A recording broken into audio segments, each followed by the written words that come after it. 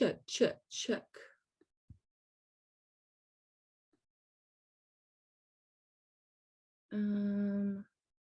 It's recording. This is too hot.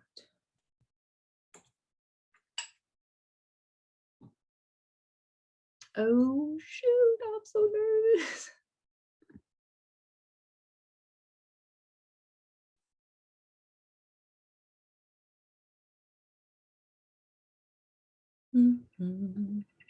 I can hear you.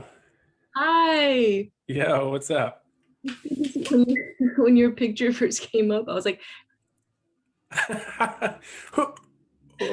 hello. Hi. Hello. This won't be the start of it. I just wanted to touch base with you before I do like a little introduction. It's good to meet you. You as well. I feel like we've been trying to do this forever. For all of COVID. I feel like I'm awkwardly having headphones while I'm eating. So It'll be like ASMR. Because I feel like if I don't, then I can't really hear you. Yeah. Because then all the background noise. Yeah. But at some point it might get in my Get close. Yes. I just saw a video of a kid, probably like early middle school, in a room. You don't know it's a closet at that point, and he's doing the ASMR. So he like picks up the thing and goes, relax. In the middle of him doing that, the door flies open and his dad's like, did you get suspended? Okay, this is the only scripted part. It always feels weird. So you can look away if you want. Or like, I'm gonna go find something to do. Do that. Okay, everyone, welcome to Home Lunch. These are bite-sized interviews here on my YouTube channel where I go on virtual lunch dates with some wonderful humans. And as you can see, I'm pretty eager to learn these people better and deeper, and hopefully just by talking story and talking about some of the most common, seemingly inconsequential experiences, choices made, and childhood memories. So I also just like food and people. So it seems like a really good fit for me. It's just hanging out. Today, my virtual lunch date is with a new friend of mine, Adrian Michael. Adrian Michael is a writer, an encourager, a storyteller, and a poet, and probably a handful of other things that hopefully you'll share. I found his words online and immediately began oversharing his posts on my stories, like excessively. And to my surprise and benefit, we were able to connect and digitally befriend each other.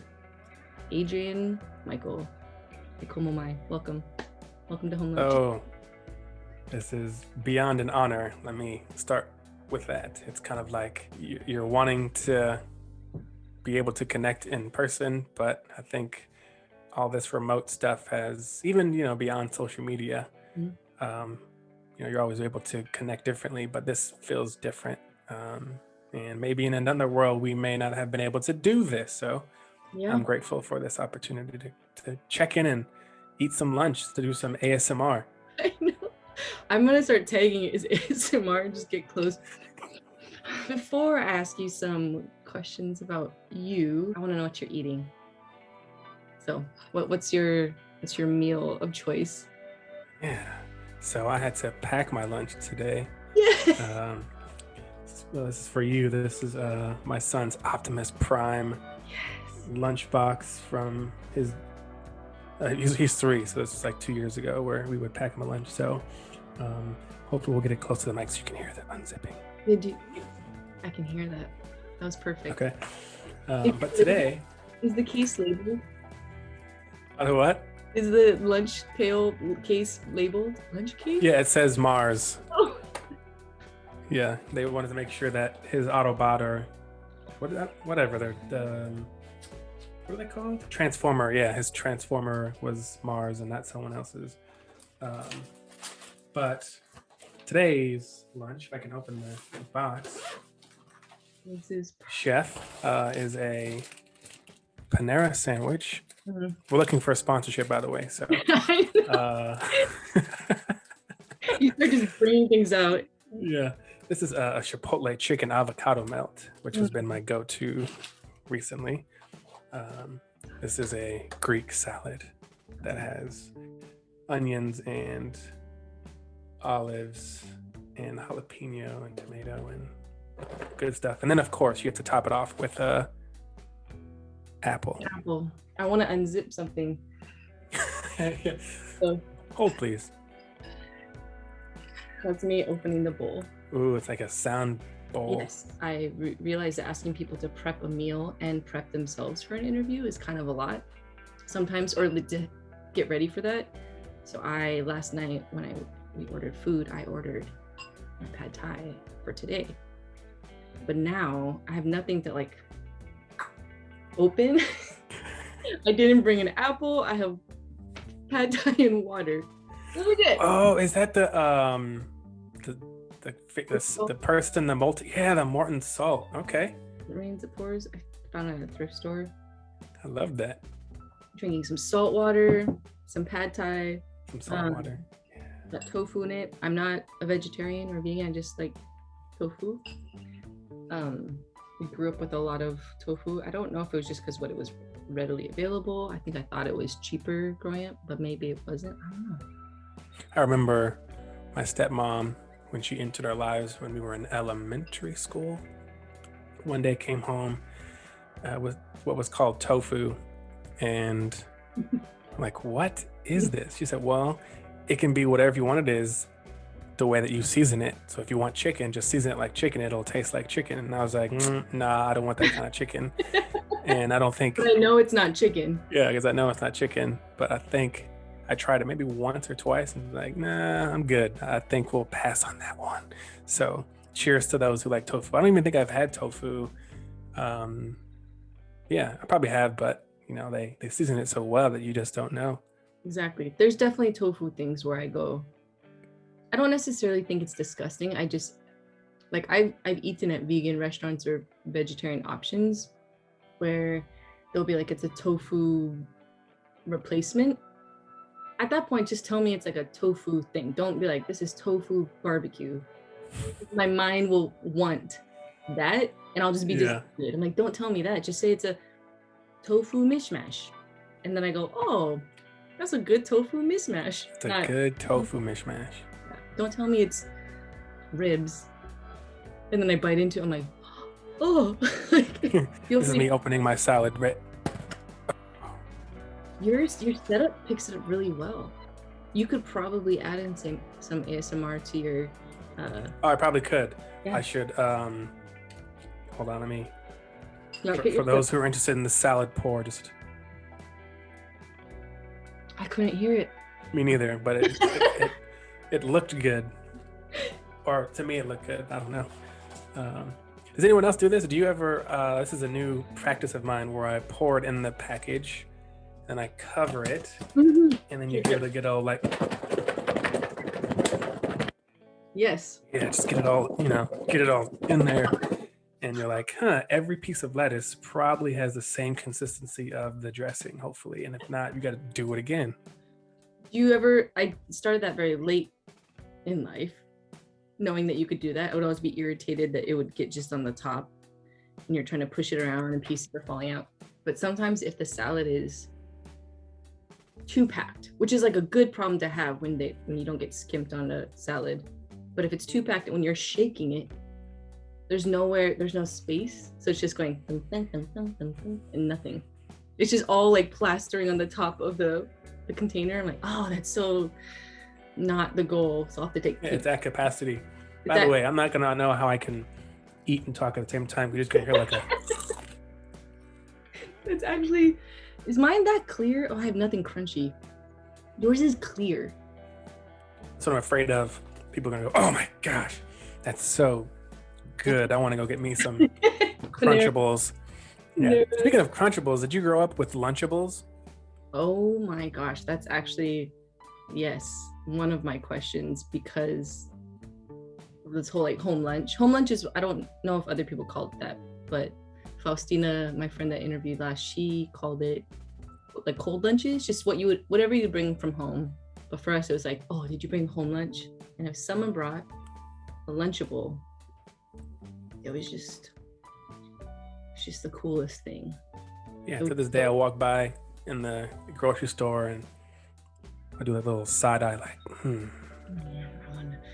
I want to go back to the time of the crackers and the cheese, and I believe they might have had a Capri Sun in there It did. potentially, Yes. and after about 2 seconds it's done and you're like, I could probably eat 10 more of these. But back in the day, bruh, I think when they even started with you can make your own homemade pizza. Mm-hmm. You can spread a little tomato sauce on it, and then you add your cheese. And we didn't eat pepperoni, so we didn't put pepperoni, but we were like, all right, I got my cheese pizza. And then that was the lunch. It was good. I don't know if I ever had the pizza one. I know what you're talking about. How did you melt the cheese, or you did not melt the cheese? You probably never melted the cheese. I don't It's recall like- ever melting the cheese. I think you just sprinkled it, just a little. Yes. That's me thinking that's what it sounded like. Ready? Yeah. Oh, that just sounds like I'm swallowing spit. No, that's probably, that sounds great. No, Lunchables, this will be part of the conversation, because every person I've talked to about when we talk about home lunch has this has a storyline around what Lunchables represented, which was just elite food in like high currency in the cafeteria or on a field trip or something like that. It was either that or like, we'll get to it. I have questions for you first. These are all questions for you, but these have less to do about maybe like childhood memories and more about you now, because I haven't had the pleasure of knowing you in person. I know that there's a lot in your story that I have to catch up on, so I'll get to learn it while others get to learn it. So the first-ish, it's not really linear, but as a writer, as a poet, I put encourager and storyteller. How did you find your way to what you're doing now? And how long of a road has this been so far? Or has it been or did you do something else? Did you give most of your energy to something else beforehand? I think I've always been an artist. I think most people are artistic in different ways. And for so long, I've, whether that's writing, I used to be a photographer in my past life. What year is this? 2021. 2 years ago.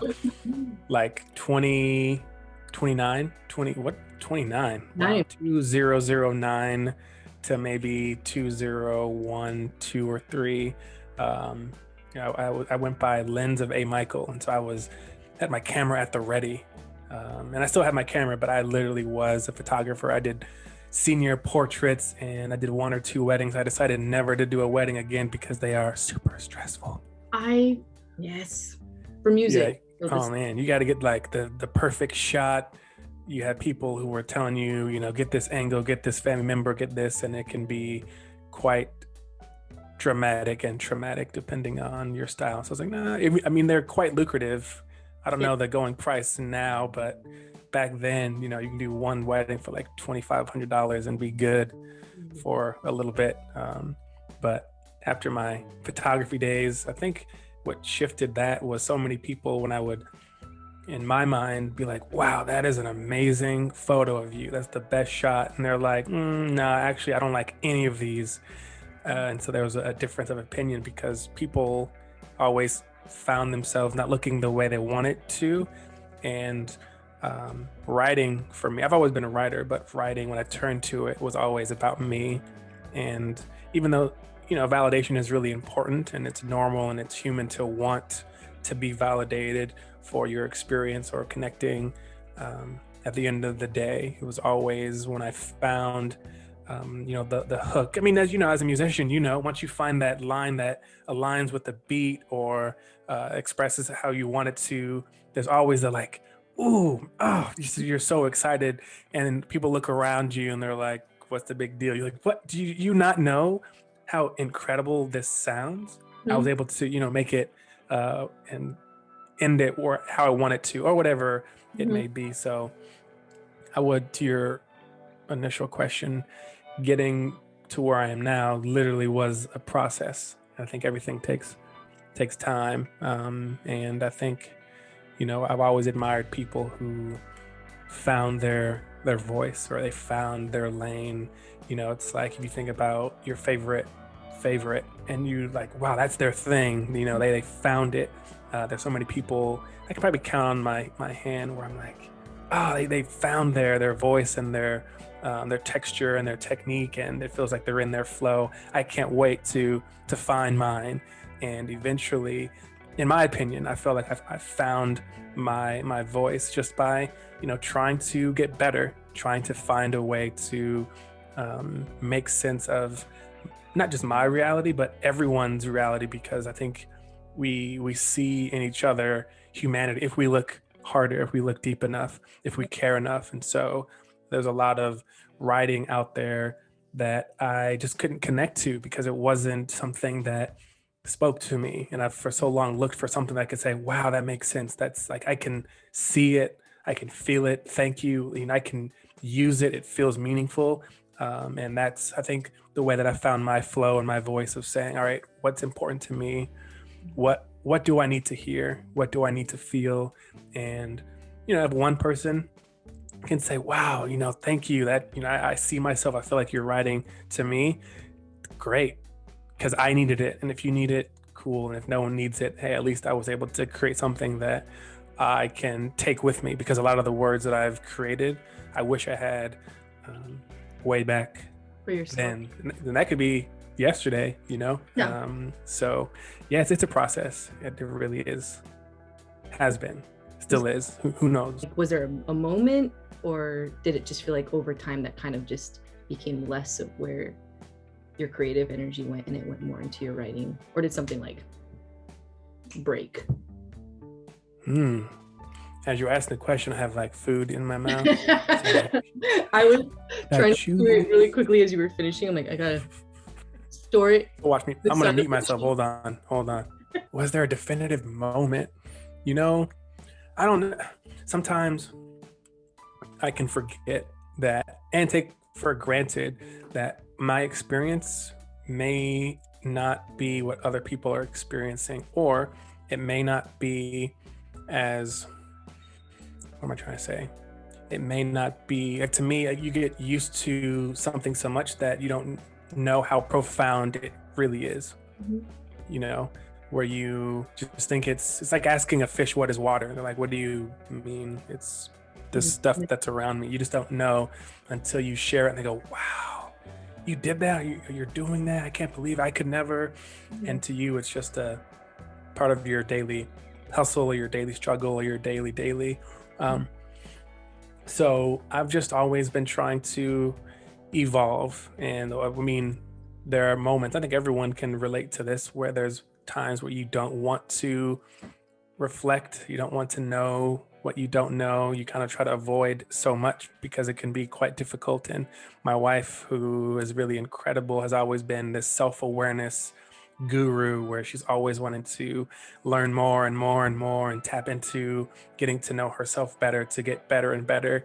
And from the onset, I was like, nah, I'm good. I'm fine just the way I am. You don't have to mess up or dig. Yeah, there's no digging necessary. And that was unhealthy because not that I knew, but I was like, if I find something or go into an awareness that I don't like, what do I do with it? Then I have to admit, I do this because fill in the blank. Where not knowing, you can say, I really don't know, because you don't know. But then when you do know, you have to do better. And so if you know better, you can do better, right? And so I think kind of tapping into the slow and steady, the unraveling, the unpacking of, hey, who are you? What's important to you? Why did you do that? Why do you do that? And when I facilitate workshops and trainings and different experiences, I always share the story of, I don't like when people ask me why I'm doing something. Yeah. I'm like, just because I get really defensive. I don't want to have to defend my why, just because. Yes. So, given that practice of, why you're doing this, why does it matter? And know that the question really isn't for you to feel like you're on attack, but it could be true, like just, hey, out of curiosity, I wonder why that is true for you, or why did you do that, or any of those things. And so getting used to the why has gotten me in my kind of artistic flow of just really being in conversation with the why. Yeah. And it's been, I think, useful. It should be useful for people to just, be able to say why and that be okay, versus the knee-jerk reaction, at least in my experience, to say because. Don't question me. Like a different goodness. Yeah. And just, I just think pushing me to uncover the more. There's always something deeper. You can never check the box and say, all right, I'm done. For you with your albums, I'm sure like, okay, that was I can't say I'm sure, but I'd be curious to wonder, what purpose that EP served. Yeah. And then what's the next one, and what's the next one? Because you're always evolving. Nothing's ever the same. Even one of my favorite songs of yours, Better Metric, which, by the way, I don't know if you know, but I put it in the book. What? I have them here. No, you have the old version. The new one, the updated version. And yeah, this playlist right here. Excited, but that looked like I was like. Yeah. I don't know if you probably can't see it, but it's somewhere in there. Let's see. Yeah, it's in there. It's 1, 2, 3, 4, 5, 6, 7, 8, 9, 10. You're the 10th track. So you're between Get You by Daniel Caesar and The Moments Past by Dermot Kennedy. Boom. Look at that. Well, this interview is done. Thanks for hanging out with me. Thank you for that. Yeah. That's and that's the thing. So the one that you have, right, is very different from the new one, because things are always shifting and changing. And I think it's important to be able to go back and redo or imagine something, so that you can, as an artist, say, nah, I'm good. I think I want to go back and shift it a little bit, and that be okay.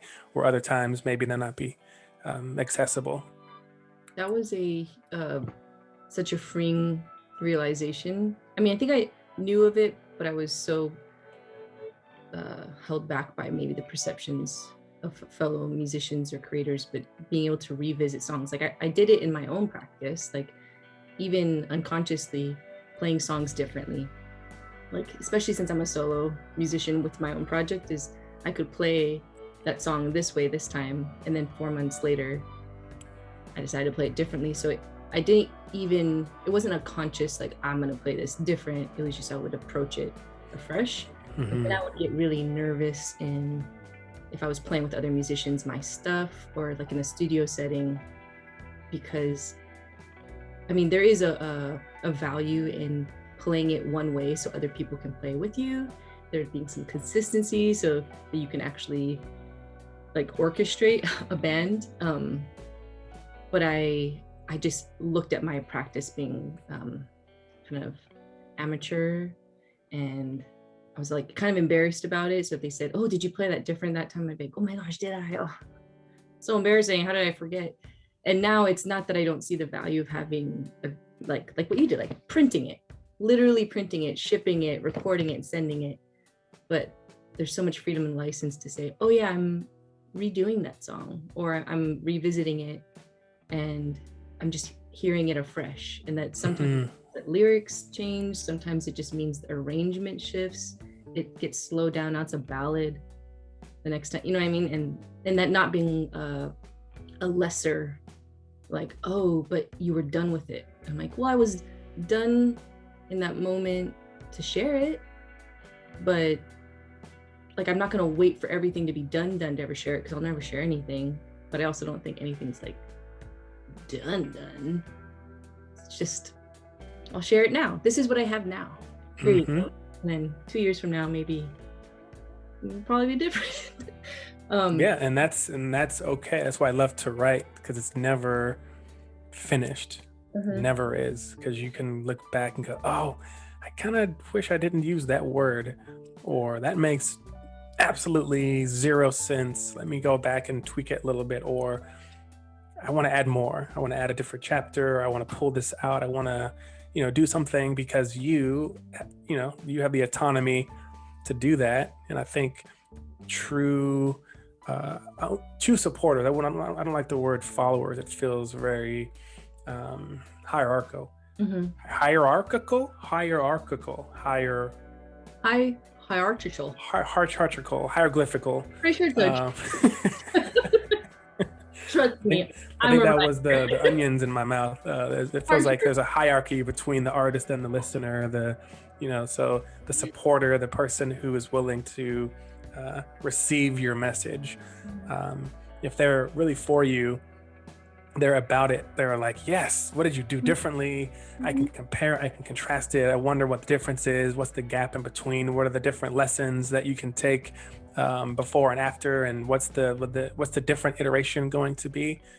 So it's great to have the baseline or the master, but then what does it look like when it shifts or it changes or it morphs or it's stripped down, like you were saying, we're gonna do this a cappella, we're gonna do this as a ballad, we're gonna do this a little bit faster, we're gonna add someone to throw in their own spin to it. That's, I think, is an incredible thing versus all right, what's next, come on, you need to keep churning at this new stuff. And I'm sure you sometimes in your practice experience that, where there's this pressure to top the last thing. And if it's not, then what are you doing? And you've peaked. But I think that was one mountain that you were able to climb. What's the next one? And maybe the next one is not as high. Maybe it's a little lower. Maybe it's the exact same height. Maybe it's a volcano. Who knows? I just did a bunch of voice. They're more maybe sophisticated than my voice memos, but I'm hoping to go in the studio in May. Well, that's the plan. It's not just a hope. But Ryan, my friend who's producing it this time around, I'm a little bit more confident. Not confident, like I got this, I don't need anyone, but just I know that I want to work some of these songs out with him and the arrangements and some pre-production, and I'm not worried that I'm just gonna forfeit all of my ideas. It still creates a little bit of nervousness in me to go into those collaborative spaces and have people hear the songs and then have an opinion about them, because I want them. I trust these people. That's why they're in the circle. But then there's still this, how do I not edit myself prior to going to those pre-production, just thinking about what they will like or not like, because then it won't actually be my stuff. But I just shipped him, emailed him a bunch of these things that I've been working on. And those songs were, when I was like, I made the plan, I'm gonna go into the studio, I'm gonna do the full length. That first thought is like, oh, I need to write the album now. Like, that's the next thing. You write the album, because that's what people do, which it's not bad. That's beautiful. If you have the time, the resources, the words, the songs, to sit down and be like, we're gonna do all the songs collaboratively together in a similar space. They're all gonna be written with intent of them being side by side. Cool. That's never been how I've written. I don't think it's like wrong. I'd like to try it, but it's just not how I wrote these songs. So it took I felt like I had to interrupt my thinking, and instead of during this little week-long trip I took by myself just to write, instead of thinking that I needed to write an album from scratch, I went back and I dug up old songs, and some of the old songs are like a month old, but when you do it, you're like, oh, it's done. What's the next song? I'm like, no, that song's a month old. You're not even sure if it's like ready for the world to hear. So I went back, 3/4 of them were just already written, and played with them. I just made some of them different. Some of them I'm like, no, I think I just like it like this, and I'm willing to share it with another person and have them imagine it. Like I kind of stretched it as far as I feel like my brain can do it, and I want to hear someone else's perspective. But that felt good, but it was actually really hard, because my mind wanted to be like, but that's not your newest stuff. Like, people are thinking that this new album, they want your new songs, and they've heard that song. You put it on YouTube when you first wrote it. I know. But still, it's just always evolving. I guess it would be such an unfair expectation to expect anyone, whether they're a creator or artist, just to remain one way. Like that's the scariest thing to me, is that it's just this way, and then it's just always this way. I'm like, no, I want to like be able to reintroduce myself, and a year from now, when we talk, you will be you, but different. And I hope that I would give space for you to be like, this is me now. I have the utmost respect for artists who are on a path where they're interested in finding new words, finding new language, finding new practices to connect on a deeper plane than what they did 5, 10, 2, 1 year ago, because that's where you really grow. You know, it's nice to, of course, know what your base, your fanship, your audience, you know, what they like to hear. But if you stay there, it's kind of like just staying in, you know, first gear. I've never, well, I wouldn't say never, but I'm not a professional stick shift driver, but using the language of gears, if you are always in first gear, that's kind of slow. I mean, you're gonna, not that you're trying to race anyone, but you know, you're not really pushing yourself. It's kind of, you're in this, you know, ease, which is cool. Hey, if that's what you want to do, great. But I'd love to, and what I'm committed to doing is like, all right, that was gear 1. Let me go to gear 2, gear 3, gear 4, gear 5, without the fear of, oh, well, if I go too fast or I go too slow, I'm going to lose people along the way. I think those who are meant to go with you are going to go with you no matter how fast or how slow you're going, because they got you the way that you got them.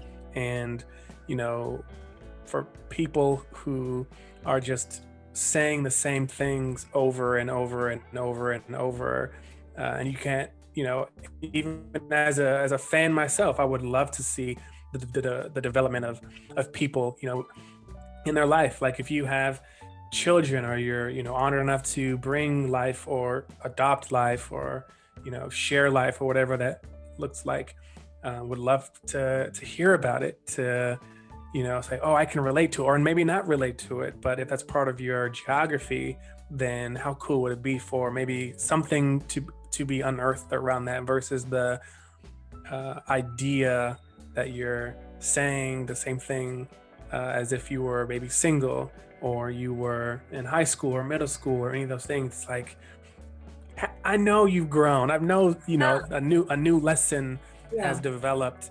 And, you know, if there's fear of, okay, if I say something that's offensive, or if I say something that's in the social justice realm, then I'll lose people.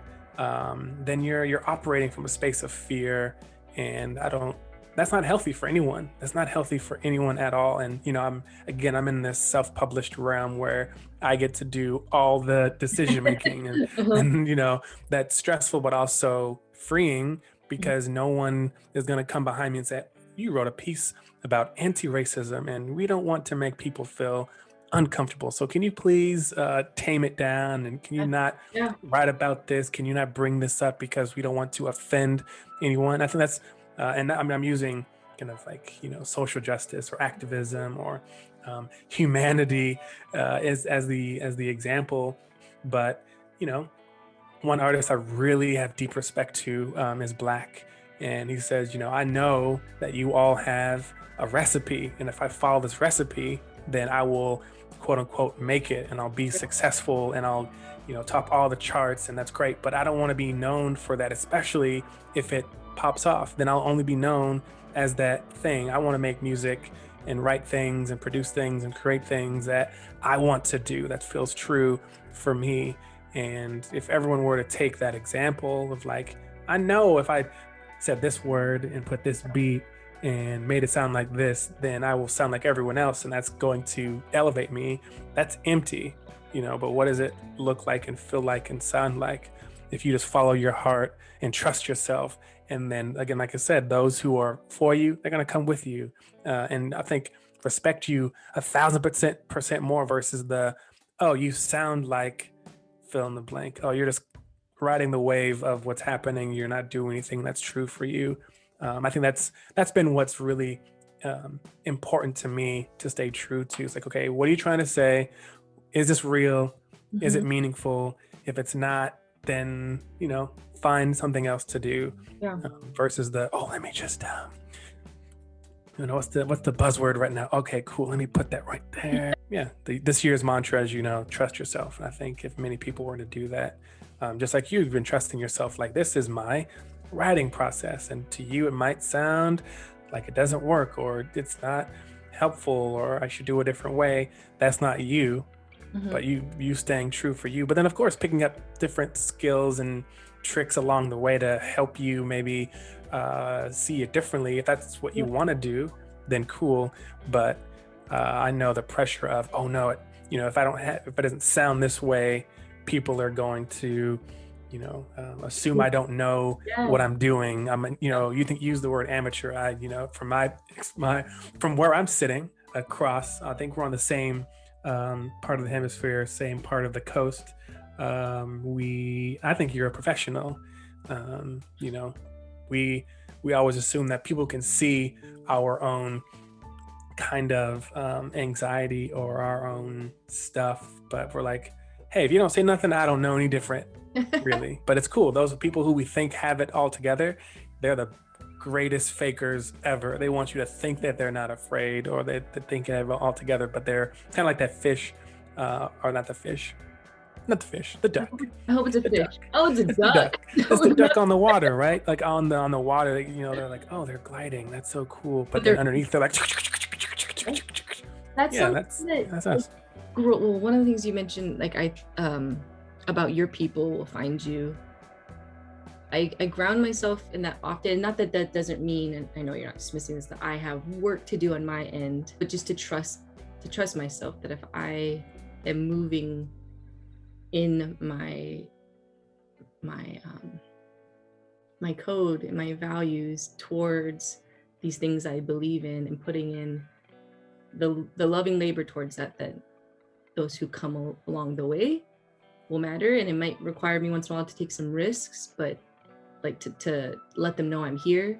So that might feel uncomfortable, but that they'll come along with me. And on my healthiest days, I celebrate being, I say this probably way too often, but being a slow cooker. Like I feel like a crock pot.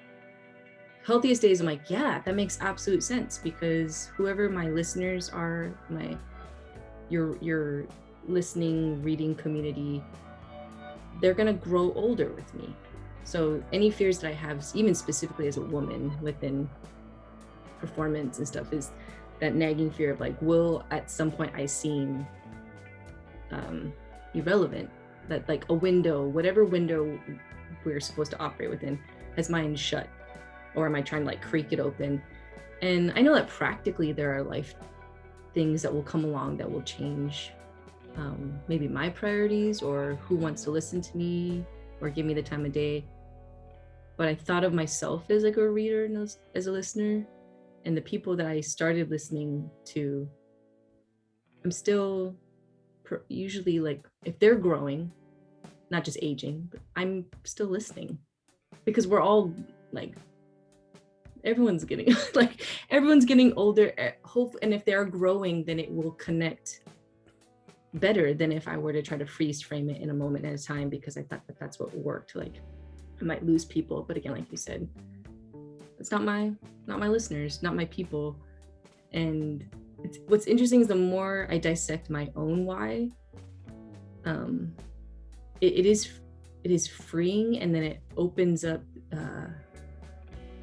It's like you put on a different lens of the world, like you said. So you see other artists and performers, and it's not as if I know them better than they know themselves, but then you just see that everyone's trying.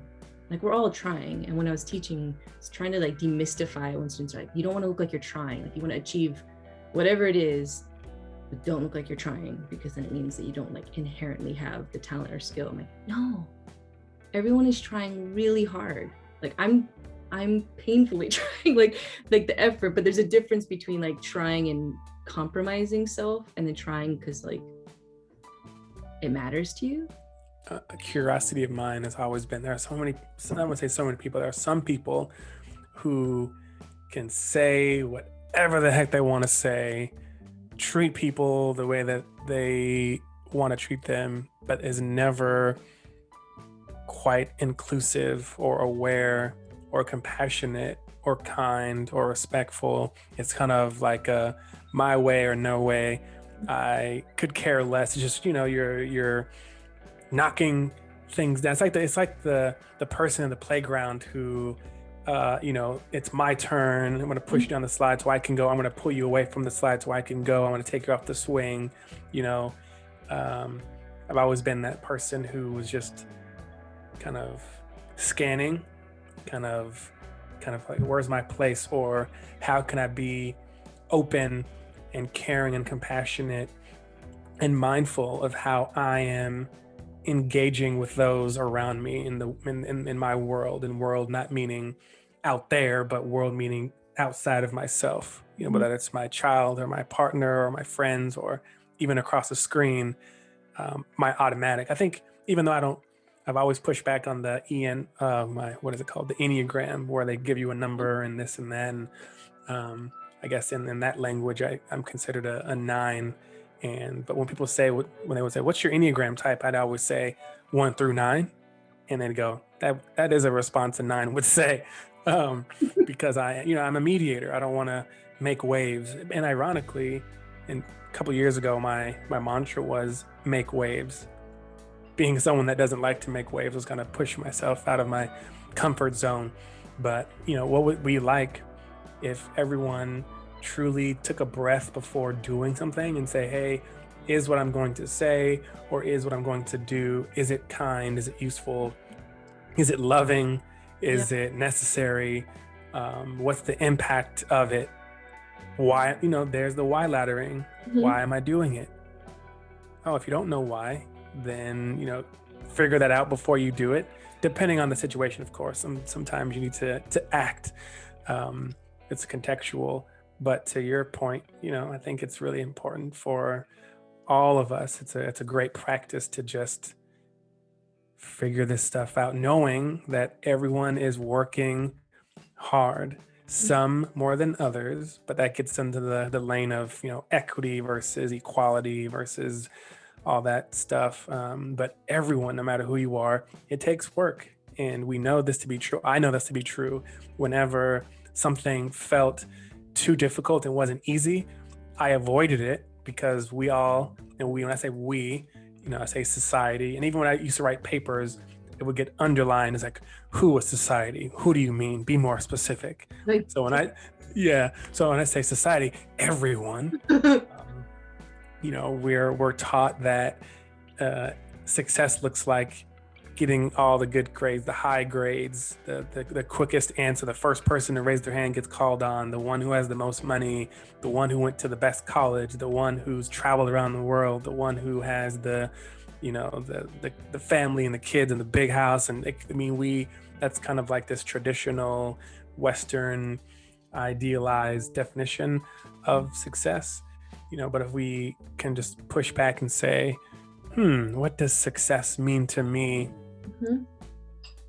And not feel like you have to compare it to other people, or say, well, you don't have this, so that doesn't mean that you are where you need to be, or I'm more successful than you. I think we're in this success race.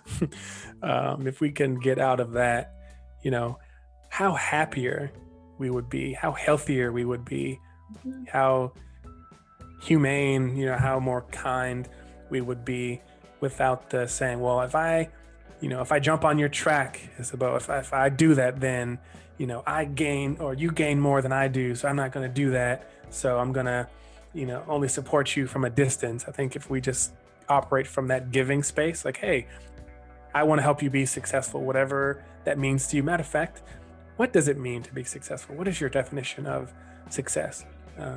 That's why I loved working with young people, because when you get to know what they want and why they want it, then you can, as as a former teacher, then you can help them reach for whatever star or rock or brick or telescope or whatever, and then if it changes, like, cool, what's next? What do you want to do?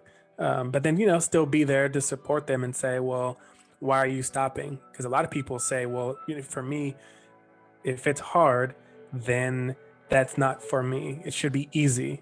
It has to be easy. If we can take away that and say, hey, failing is actually a great thing because it teaches you a lesson. Then you can change how you approach it, do it differently, versus well, yeah, it's too hard, you can't do it. You need to, you should transfer out or do something that's more aligned with your strengths. That's quite like, oh, what are your strengths? How can you use that where you are?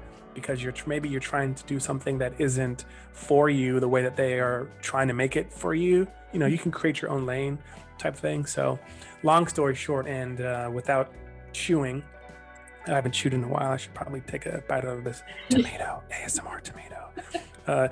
Just so you know, this episode of Home Lunch with Isabeau and Adrian Michael is sponsored by lettuce and tomato. It's also sponsored by leftover tofu pad thai. Can you see? It's actually been very good. And way to go, Isabeau. It's not crunchy. So as a host, I've just been able to be like the whole time. No one knows. Had I had an apple though, I would have been interrupting you a lot. So I think the beauty of all of this is like, you know what? Eat lunch, be kind, speak less, and listen more. That was probably one of the most frustrating questions to students. And I get it, because probably for different reasons for me, maybe similar. But when I'd ask them how's your day going? Why? Or why do you want to do this? When we're talking, when they get to their potential of college, graduation, jobs. I tried really hard. I really hope that it translated this way on their end. And I got feedback over the years that most of the time it was, but that my questions were not an interrogation. They weren't trying to poke holes in dreams, like, oh, you want to do that? Have you considered blah, blah, blah, blah? Like when you're like, come on, just let me flex. Like, let me just imagine what it could be like. But maybe giving them practice, just, I guess you said it, practicing the why, finding the why, and then being okay if the why didn't really match up with what they were going for. Because I think that sometimes, whether they're conscious that they're not aligned, that somewhere in them it makes them uncomfortable. So you're like, oh, I want to go to this school, or I want to date this person, or I'm hoping to do this. You're like, awesome, that sounds amazing. Like, what about it? Like, why? Like, what's moving you to do it? And I know for myself, if I can get at that why and keep digging and be okay with the discomfort of sometimes unearthing just really vulnerable things. And sometimes it's not this huge narrative, this big story that's informing this decision. Like, Isabel, why do you want to go to the mainland for school? And maybe for that, if you really break it down, it's like, well, because of this and this and this for myself and this for my family and this because of my imagination. And then other times when someone would ask me why about something, I'm like, it's not, I don't know, but it ended up being a lot more simple. Like, I maybe wanted like I wanted a narrative or a myth to back up why I was doing something, and it might have just been, oh, I was lonely. Like, really? Like, that's it. Not that's it, but like really gets down to it. And that becoming familiar with that, it starts it's like a reservoir, a Rolodex in your language. Okay, like context. And when I'm in those situations again, I can be like, hey, Zabo, is this the loneliness? Is this what's moving this? And that doesn't necessarily mean it's absolutely wrong, but move forward knowing that you've made decisions based off of this before. And maybe it didn't turn out or didn't feel as filling as you wanted it to be because it wasn't actually ever meant to mend that. But yeah, I feel like watching the kids process it was a really good mirror for myself. Like, oh, I'm asking them these things. Am I also doing that? No, that's beautiful. I think we get in the habit of feeling that we need to do something big and grandiose, and if it's small, or if our reason is small, or it doesn't seem deep or helpful or life-changing, then we're not operating at our highest potential. Where in reality, I love your piece of like, hey, sometimes my response or my reason is really simple. I was lonely. I was sad. I was happy. I wanted to, or hey, because I would like to learn something different, or because it looks like it would be fun. Or in comparison, it's like, hey, because something happened to me and I want to dedicate my life so that it doesn't happen to another person. That's cool. Or it could be the inverse. Hey, nothing tragic has happened in my life, so I want to, exercise my privilege in that nothing tragic has happened to serve people who are experiencing tragedy all the time. Yeah. I think those things, there's no comparison of this one's better than that one. They're just different, and that's okay. So if we can get out of this rat race of, like, okay, well, I make sure my purpose or my why or my reason or my love or my life is different than yours. I have to go search it out so then I can have this really unique and beautiful story that people can go, wow, that person is successful. But then, that's just like this unhealthy, toxic ring that we get into. But if I know that you're good, then I can be good. But we feel like there's this pie and only one person can have the whole pie, and you can't have it. Like, no, you know what? Let's cut it up. And I just want a bite. You can have a bite. I got a bite. Cool. Are you no longer hungry? Nope. What about you? Nope. Cool. Rather, people are like, I got this whole pie and you're asking me for like a slice. I'm good. I kind of want this pie, but hey, I wish you success and wealth and I wish you good pie. life. I wish you pie. Yeah, go find your own. On my own bootstraps, on my own, my will to work really, really hard. I've earned this pie. You can go do it too. I'm like, that yeah, I don't think that's true. So all those things, I think even though in education, students, as students are, may not have the language to say thank you or spread that appreciation for what you and a lot of other teachers have and are doing, because if it wasn't for that tutelage, those questions, those opportunities to just learn, ask why, even if they didn't go deeper years later, 10, 15, 30 years down the line, they're like, wow, when I was in Ms. Walker's class, we talked about such and such, and I didn't realize that it meant what it means to me now, and I really wish back then I would have responded in a different way, or vice versa. It's like, this is where I learned this thing, and that's cool. But sometimes the words and the impact that we may or may not have may never come, and that's okay. But if we can, or if I can, just practice being, and that be enough, and that be fine, then that's cool. But I think the challenge is there are some people, some systems, some policies and practices that exist in society, air quotes, remember those, society, everyone makes it difficult, intentionally. So how can we intentionally break all those things down so everyone, including you and I and those that come after us, can just have it not a little easier, a lot easier, like dramatically easier, and not that for it to be like no pressure or no like trying or anything, but so that they can actually thrive and do things. Wow, what did you do to my microphone? All of a sudden your voice did like this drop away. This is a great opportunity to, let's see what we're sponsoring. Sponsoring water. This is this break. Sponsoring water. I got my water. This is a water break, Isabel. I would like to be sponsored by Fujifilm. Fujifilm.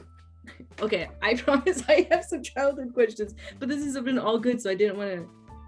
Yeah. Hey, I think whatever was said was meant to be said. So It was meant to be said. So I feel really good about that. I feel absolutely no pain about adjusting some of these questions because I wanted to keep those. How about I'll try to do this in more of like a, what do they call it, rapid fire, which I'm not good at rapid fire. Whenever like 21 questions. Kind of, but I suck at that because someone's like, okay, first thing on your mind, I'm like, well, let me give you a background story. Like, no, just answer it. So feel free to fight against it because I think my storytellingness does. Favorite home lunch when you were a kid? I just smelled my armpit. Sorry, I just became aware of it. Did I put it? Try it again. We didn't really have home lunches. The cafeteria had the cold lunch and the hot lunch. But I would say the best cold lunch was always like the fries and whatever it came with. Sometimes burgers, but for whatever reason, it was like the fries were the thing. They were salted the best way they could be salted. I do remember though in elementary school, my parents would give, I think it was like $1 for a lunch.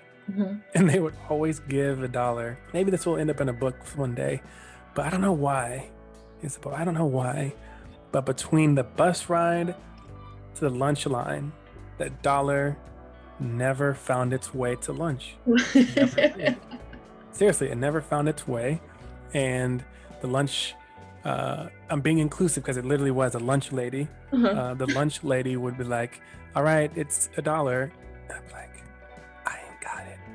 And so they would charge, which I didn't know they did this, but they would charge you whatever the cost of the meal was. And then at some point, a letter was sent home to my parents like, yo, you owe like $250 or whatever the amount was. And they're like, what? We send you with money every single day to buy lunch. What's that about? I'm like, yo, someone always takes my money. So just, I don't know, someone takes it. But I do recall, remember, because you said every story needs a context. Yes. There was at least a couple occasions, one that comes to mind, there was always this one student who was a few rows on the bus who would make, remember those dollar rings? You know those dollar rings? Where like people, you would get a dollar bill and someone would like turn it into a ring and you could wear it. Yes. Yeah. So you would like, yo, I'm gonna slide you my dollar ring, and by the time we get to school, I can wear my dollar ring on my finger. Yeah, I never got that $1 back. So maybe I'm not saying this happened every day, but that occasion, or maybe one or two occasions that did happen, where I would slide my, my crispy dollar bill to so and so, and never got it slid back to me. But yeah, I'm really curious, where, like, was there a hole in my pocket? Did I give it away? Clearly I gave it away a few times, but were you spending it like on snacks? No, I don't. I mean, later on, maybe 4th or 5th grade, sometimes before we would jump on the bus, we went to school in the Cherry Creek district, and right around the corner was the place called the Chocolate Factory, candy and hard candy and whatever. And I would go and buy one or two things on occasion, not all the time, but maybe that happened a couple times. But I don't know. I don't know where the money went.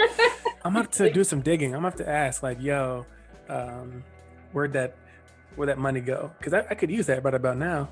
Yeah. You never know. $200.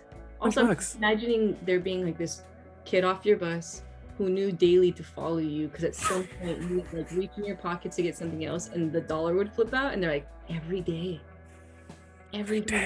He doesn't even like look for it, and we watch him at lunch and he's confused every day. Yo, dollars come out your pocket every day, son. The lunch lady literally was like, no honey, I know you have the money. Like, no, I don't know. Well, let's say within the elementary school years, did you have a great or best friend? Was there someone that was like your person, or not? This could also be a really hard question if there wasn't. I'm so sorry. How dare you? No, 4th or 5th grade, a kid named Colin O'Shea. Look at that recall. Kid named Colin O'Shea, best friend. he was like a skater dude, and he would have a skateboard. I didn't even own a skateboard, so if and ever I would go over to his house, he and his friends would get on their skateboards, and they always had an extra, so they would, let me ride it, and they'd be doing these kick flips, and I'm falling over sidewalks. I don't even know how to kick and do whatever the way to make a skateboard go. But yeah, there's one quick story. I remember I was doing a sleepover at his house, and my dad drops me off, and we pull up, and they look at us like, why are they here? We were a day early. I think I was extremely excited to get out of the house and kick it. And they were like, and they said, I remember they said, we just had a conversation that I wonder if they would get the days mixed up. And boom, I did. So yeah. Did you stay? Did you go? Yeah. Oh, of course. Yeah, they weren't gonna, let little old me not stay. So that was pretty funny. But yeah, he was my one of my best friends in elementary school. Colin O'Shea. Yep. You could recall the name right away. Do you have any scars that you got as a kid? A couple, but I wouldn't even say as a kid. Okay, well, two. One, I fell headfirst off my bunk bed when I was in 5th grade. Literally, I was on a top bunk trying to turn the light off because I have a twin brother. He was like, Adrian, turn the light off. I'm like, dude, you're closer. He's like, no, you turn it off. And so I'm like, all right. Last words, you're like, okay. Yeah. So I grab a shirt or something and I flick it to turn the light off, and I fall head first, and we have hardwood floors.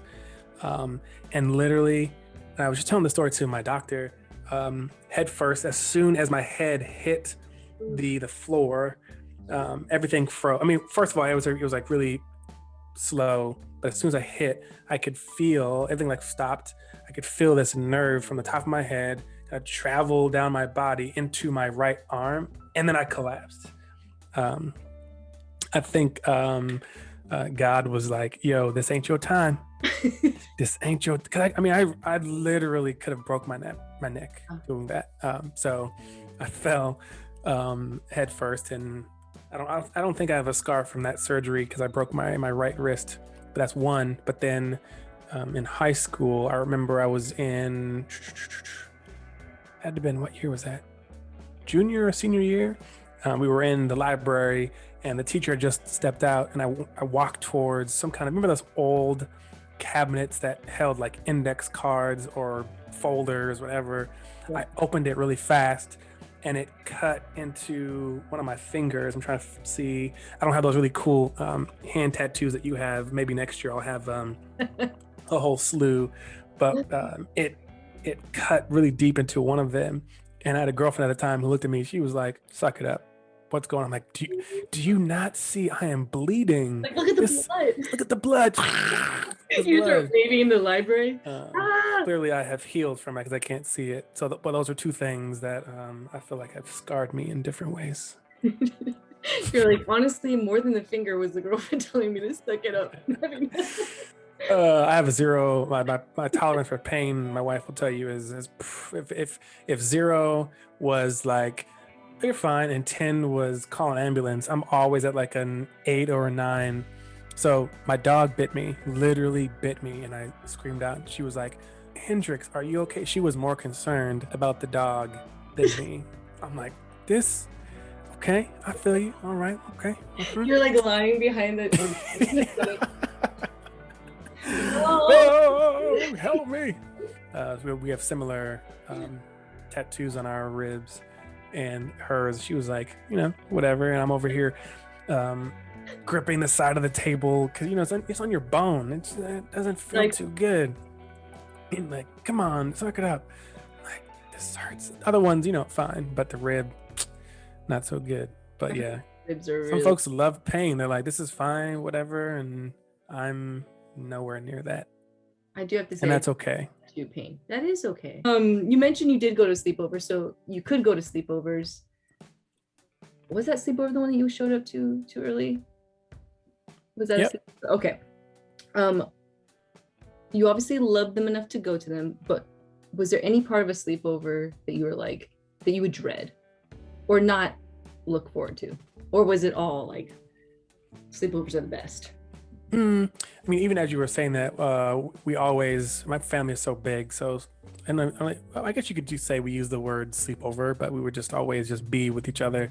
So it's whether at their house or typically, sometimes not really our house, my mom, and never really enjoyed having people over because there's a traumatic event that happened. My cousin came over, and what's funny about it, he would come over not only, but maybe the majority reason why he wanted to come over is because we had a Sega. Remember those, the Segas? Yeah. So we had a Sega, and so that's so cool. Sorry. So in the I'll have to have him, his name is Justin. I'll have to send this to him. But Justin, he came over, and it would be like 1 o'clock, 2 o'clock, 3 o'clock in the morning, and you'd wake up, and this dude would be playing Sega while we're sleeping, and he was just so addicted to video games. But one of the nights, you'd wake up and you would like, why is the TV like, why is that white stuff on the TV? It's like, because he's been playing video games all night. He fell asleep on the controller like. But one day he was downstairs, and of course, we're tall-ish, and he's like sprawled over on the couch sleeping, and he turned his body and he knocked over one of my mom's vases and he like broke it. And she was like, Justin! Oh! She was just so angry. I look back at him like, oh man, that wasn't good. So I think that's why, she didn't like us having company, because, you can't have nice things when people come over and break stuff, right? So you can save stuff by not inviting people. So it's always safer for us to go places and then break their stuff. So I think a fear of mine is things get broken that you can't pay for. Speaking of breaking things, we had a neighbor from my grandma's house in Park Hill in Denver, and he would come over, and there was one time where we were trying to dunk the basketball. It was really cool back then, so my grandma had poured, or she didn't pour it, but had people come and pour concrete in the backyard and put a basketball hoop, with a rim that you can adjust. It was, we were trying to be professional basketball players back then. No, we weren't. But we would, play back there. And one time have you ever seen those yellow and orange kind of kiddie lunch tables? Yeah. Yeah. Your place-ish kind of. Yep. Yeah. We had it like kind of right under the rim, and you could use it to take off and dunk on the rim. So we would do it. But BJ, he did it, but when he hung on it, he fell and he broke his wrist. And I don't recall how that story ended, but I do know we didn't really do much of that too often anymore. I literally can't imagine, because I have a kiddo myself, where whether a kid comes to our space and breaks their arm, or my kid is in the charge of someone else and breaks his arm. If we've had anyway, but that would be a situation that I would feel differently about than being the kiddo who, like, oh no, you broke your wrist, and we're in elementary school or however old we were, middle school maybe. If my grandma was still alive, I'd probably ask, yo, what was that like? What did you do? How did you feel? Was there a celebrity you tried to emulate? Two come to mind, because we're doing the quick, I know. I like that this is very quick. I appreciate that. Yeah. In elementary school for like 4 or 5 years in a row, I was Michael Jackson. I've always loved Michael Jackson, still love Michael Jackson. But every Halloween I was Michael Jackson. One, because it was cheap. I had black pants, I had a white dress shirt, I had black shoes, and I don't think I ever wore the white glove. Maybe not. I don't even think I even had the hat. But I definitely was Michael Jackson for so long. Even though we didn't celebrate Halloween, sometimes kids were like, yo man, you want to go hit these houses? And you can't hit a house without the proper attire. But so I was Michael Jackson for many years. And then freshman year in high school, I found myself being Nelly because I think that year, I think Country Grammar came out, and so he would have the backwards jersey, and so I had FUBU. You ever heard of FUBU? Mm-hmm. I had a FUBU jersey back then, and so I turned it around, and then I put a little piece of white tape or whatever it was on my whatever this part of your body. If you're only listening to this, you can't see it, but I'm scraping the top of my cheek. The cheek below the eye. Yeah, that part. I remember one Christmas. So we grew up celebrating the spirit of Christmas. Mm-hmm. And my dad was like, "You don't celebrate Christmas. We're not Christian. We celebrated Kwanzaa." So my grandma would go, "I feel that. So we're just going to celebrate the spirit of Christmas." And so she wouldn't put Santa. She would put like the spirit of Christmas. And then the box would have socks and underwear, all the good stuff that you would get, but you needed those staples. But anyway, one of those early season Christmases, I think I wanted a Walkman. Yeah, remember those Walkman, Discman? Walkman. And then I also got I think Nellyville was also another album that came out. But the album I'm talking about actually was Country Grammar. And so had my headphones on, and this is during Christmas. My grandma was like, "What are you singing?" I'm a sucker for cornrows and manicured, manicured, that's the word, manicured toes, Fendi Capri, whatever. I was singing the lyrics, and she was like, "What? You're a sucker for what? Cornrows and manicured toes?" Anyway, I don't even know what the question was, but something about celebrities emulated. Celebrity. I think I said, celebrity you try to emulate. It's funny. Right below, it's like, did you have a celebrity crush? And I got those. Halle Berry, especially in college, was like my go-to crush because speaking of, when Halle Berry before she's Halle Berry, yeah. But before Facebook is what it is now, before you to get on, you had to have a college email address. And so once I got my college email address, I created a Facebook called Hallie is My Wifey. And I have no idea if that Facebook group still exists. There might be a new moderator who took it over. I don't know. But that's that. I remember I had a crush on her. To prove it, I had Hallie as my wifey.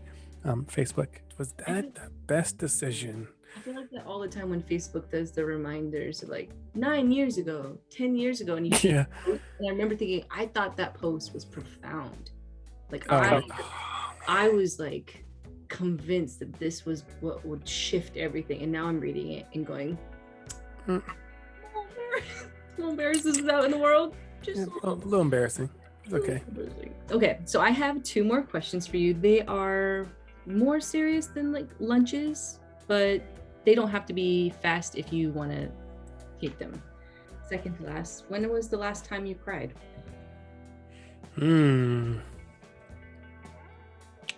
Oh, that's a good question. I'd have to think about that. Also, I realized as I asked this, had someone asked me that, it also might land you right in the middle of a bigger thing that you don't want to necessarily unpack on Zoom. So maybe not the last time you cried, but the last time you cried that you feel good about sharing. That's a deep and good question. I'm drawing a blank, but I want to say recently, the one that comes to mind has to do with my son. We'll just go with the one that comes to mind when my son was born. That was 3 years ago. Of course, I've cried well after that, but as I'm processing the deep and good question that you put me on the spot, when he was born, it was like seeing life literally come out of my wife's body was just this powerful out-of-body experience, because for us, at least for me, you don't know what they're going to look like. You can probably imagine or fantasize or kind of try to say they're going to have your nose and this and that and all that. We didn't even share his name with anyone. It was between my wife and I. The moment he was birthed, came out, and they asked, what's his name? And she said, Marley. It was like, all the tears, all the, my experience, and many folks who identify as male, their experience is very different from carrying a child for 9 or so months.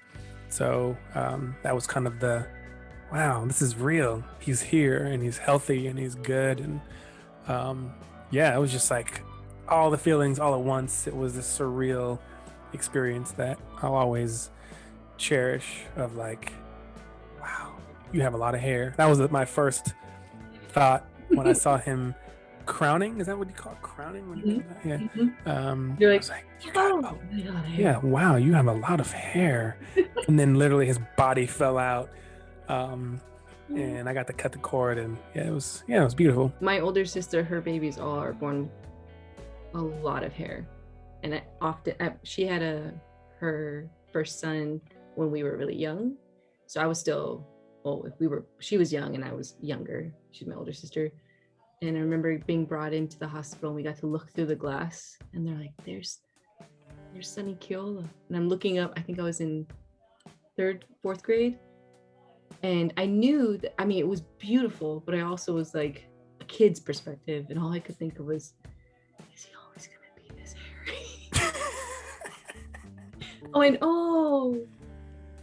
Yay.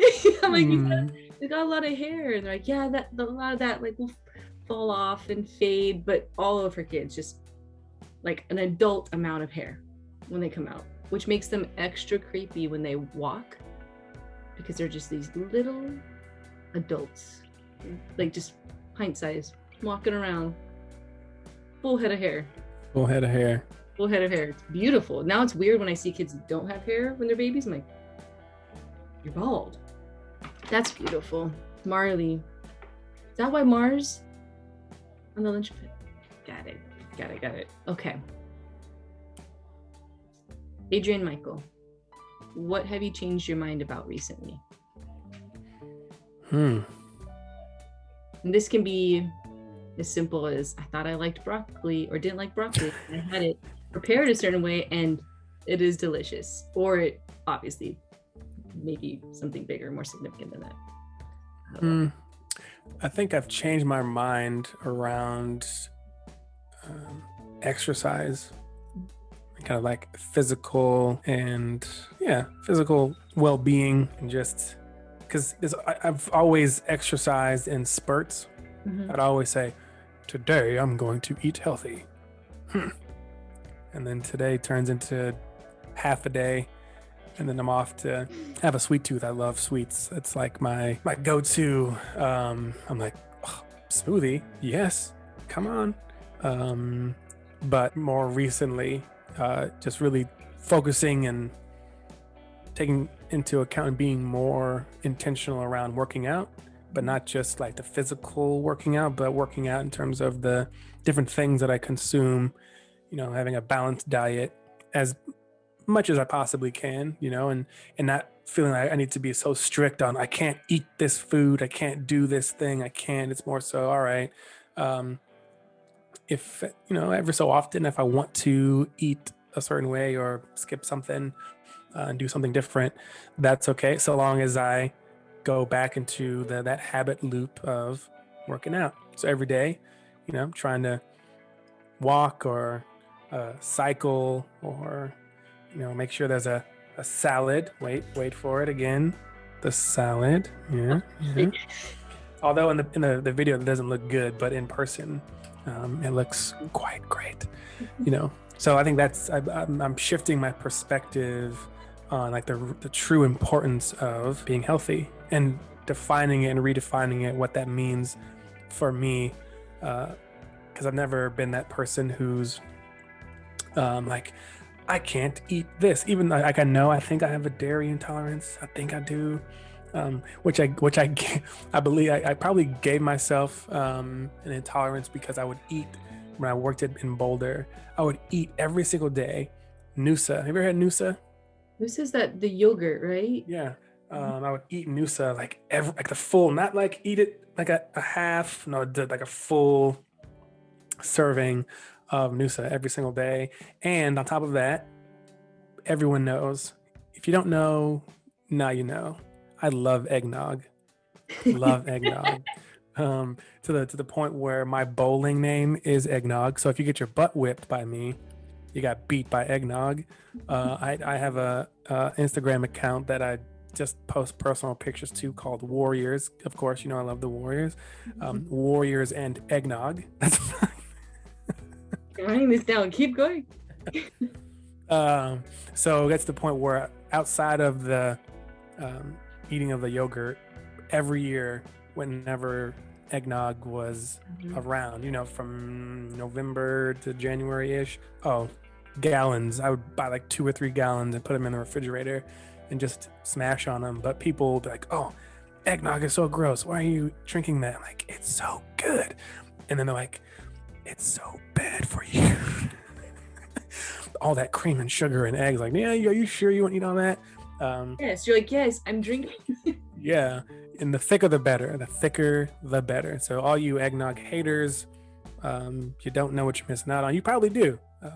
So I've scaled back. Instead of doing 2 or 3 cups or mason jars, depending on the mood, I would have 1 every other day, potentially. But then we moved from Colorado to the Bay Area. And again, this could have been true in Colorado, but out here, eggnog was available in October. Oh, early. I was like, what is this? Yes, all right, let's do this. Let's do this. So eggnog has always been my go-to in terms of that creamy seasonal drink. If eggnog was available every single day, I'd probably have it in my refrigerator right now, but I'm grateful that it doesn't, because it just wouldn't be good. So there's some, like, you know, when you drink something and you hear like the you probably shouldn't drink more. I'm like, let's keep talking. Let's go. I'm curious about your opinion of this, because one of my brothers-in-law is incredibly lactose intolerant, and he loves eggnog.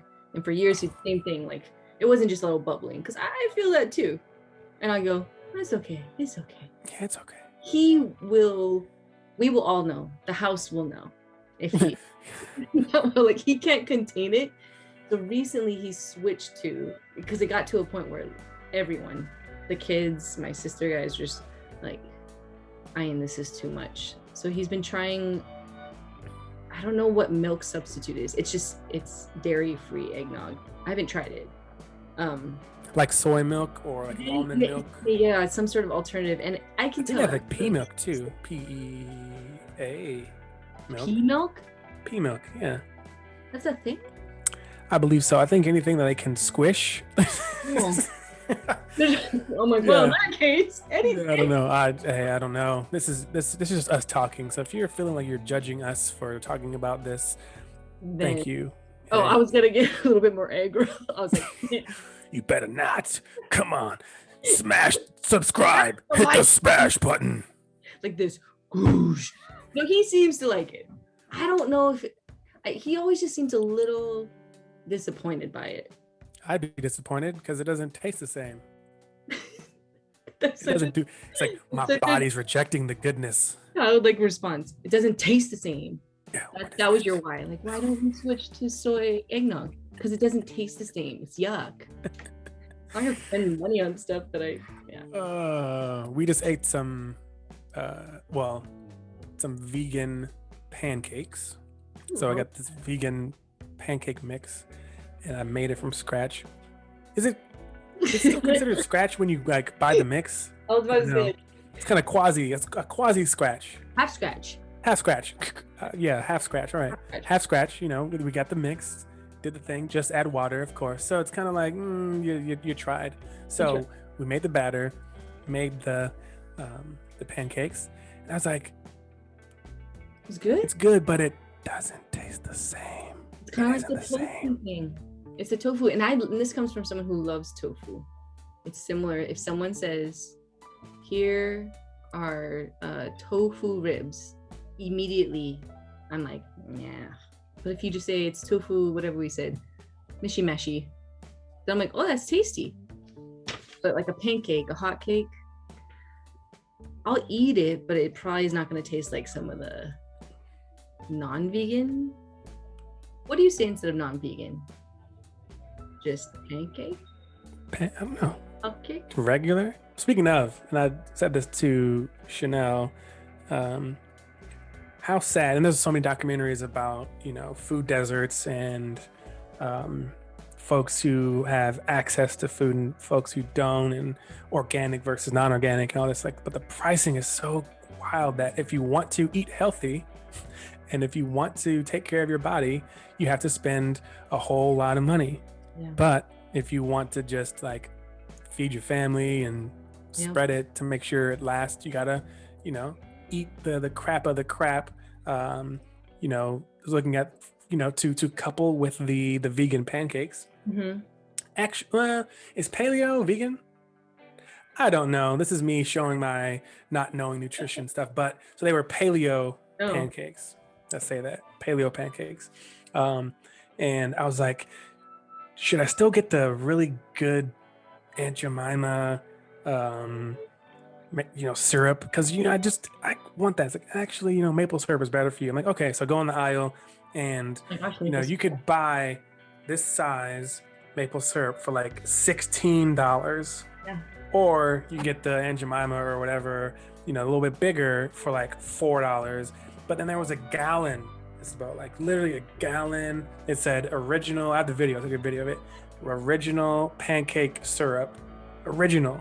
I mean, a gallon of it for $10. You could probably, it's like industrial size for $10. You could probably make 1,000 pancakes and be good with this spread. And for $15 with this little small maple syrup, you can probably spread it on 2 or 3 pancakes. Have to buy another bottle. So there's a discrepancy there. So if you are anyone in and around the food industry, please consider switching it. Hey, if you want to eat like crap, why don't you spend $30 on a bottle? If you want to eat good, $10. Yes. Take care of yourself. Come on. Come on. We can do better. They're like, actually, it just takes so much money to to get the good ingredients. But if you just want cornstarch and all that, it just takes us $2 to make that versus $1,000. I think of how many hours. Oh my gosh, hours sounds like too much, but it's probably honest.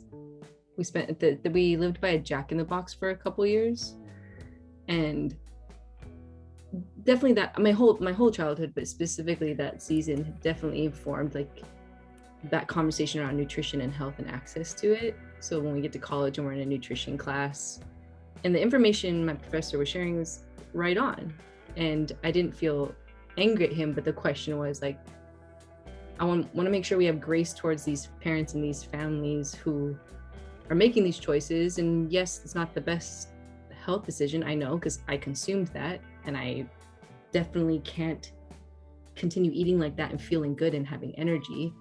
But it was fast. It was we could buy a lot with less money.